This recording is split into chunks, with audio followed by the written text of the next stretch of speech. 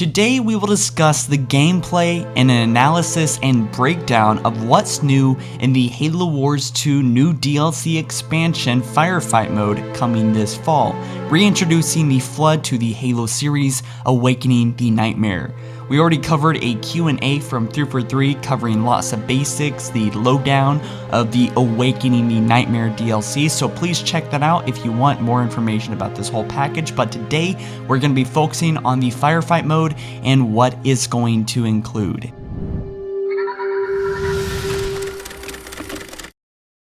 Tune into the Xbox Daily on Wednesday when Brian and Barry are going to join us again to play a round of the new game mode. I want to thank everybody. So yeah, more gameplay is on its way. Be sure to subscribe here on HaloFollower if you haven't already for continuous updates on this news, as well as all Halo news this summer and the road to Halo 6. Halo Wars 2 Awakening the Nightmare though will include something called Terminus Firefight. Now this is a brand new cooperative experience to the Firefight family and Halo overall, and it is a form of an entirely new tower defense style twist to the original Firefight mode that we saw, for example, in Halo 3 ODST. Specifics are unclear right now, but it sounds just like what it sounds like. There will be oncoming waves of Flood units attacking you, and what looks like a cooperative experience, you and two other people, so 3 versus the Flood.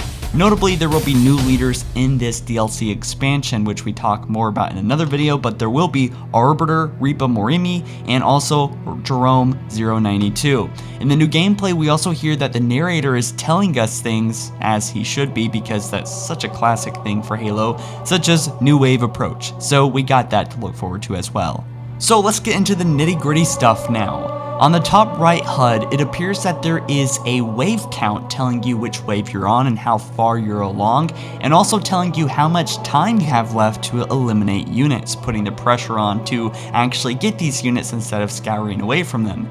There's also a total unit versus remaining unit meter, which is nice to have. There also seems to be some point meter that is used for achievements and leaderboards for matches probably. So we can only assume that the match starts with you building a base, working on your economy, and then setting defenses, including new defense barricades, new to Halo Wars and this mode specifically, which will give you 3 different types of barricades. The first option is shield gates, which is 200 credits and 200 energy to build a shield wall, which your units can pass through for ease and for moving and expanding your territory, but also they can retreat through without the Flood getting through, which seems to be a very good strategic thing, but of course you can't build the other great defenses.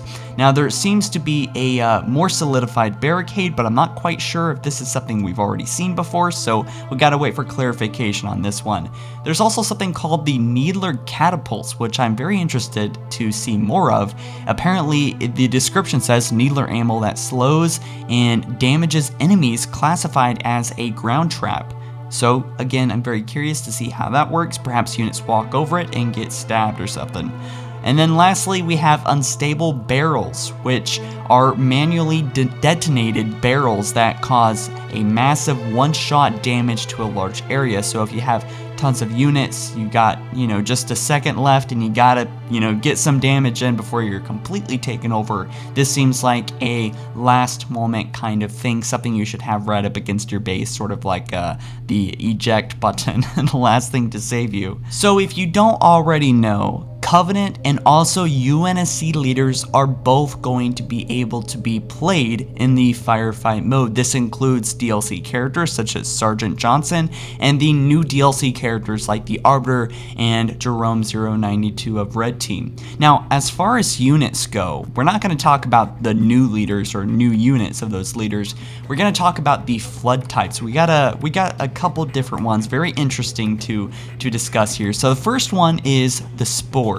The spores seem to come in very large waves. The catch is that they're very weak. They're very fast, but of course they can be taken down very easily. They're very good for rushing the player, but bad for health. Now, I would really love to see a wave or two composed of only the spores, seeing that the entire map, like the whole field's just covered with these spores. It would be very, very fun, especially on a harder mode where they're not so easy to get taken down.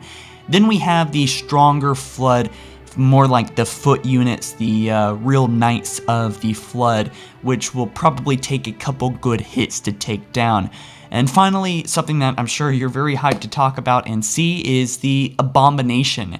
Now this is a very cool unit. If it looks familiar, well, it's actually because it looks like it was directly taken from the Halo 2 Juggernaut. Very classic, very cool stuff, something I do want to talk about a little bit more, but of course it is classified as the Flood Hive Commander, which obviously acts in this case as the main force of a Flood Hive.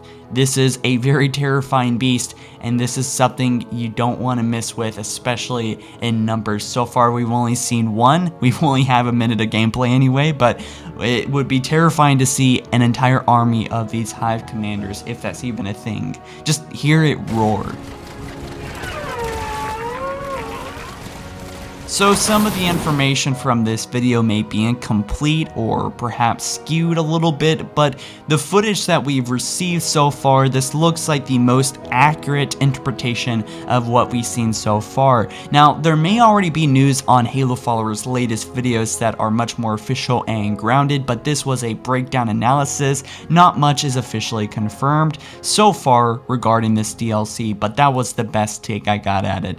Anyways, guys, thank you so much for watching. Be sure to come back on Wednesday for some official gameplay. Surely there's going to be a lot better grip on what this mode really entails from the beginning of the match to the end of it and everything in between. So very exciting stuff, guys. If you haven't already, subscribe here on HaloFollower. I'm serious. We got tons of great Halo news all year long. All right, and be sure to drop this video a like. Don't forget that too. All right, thank you, guys. Peace.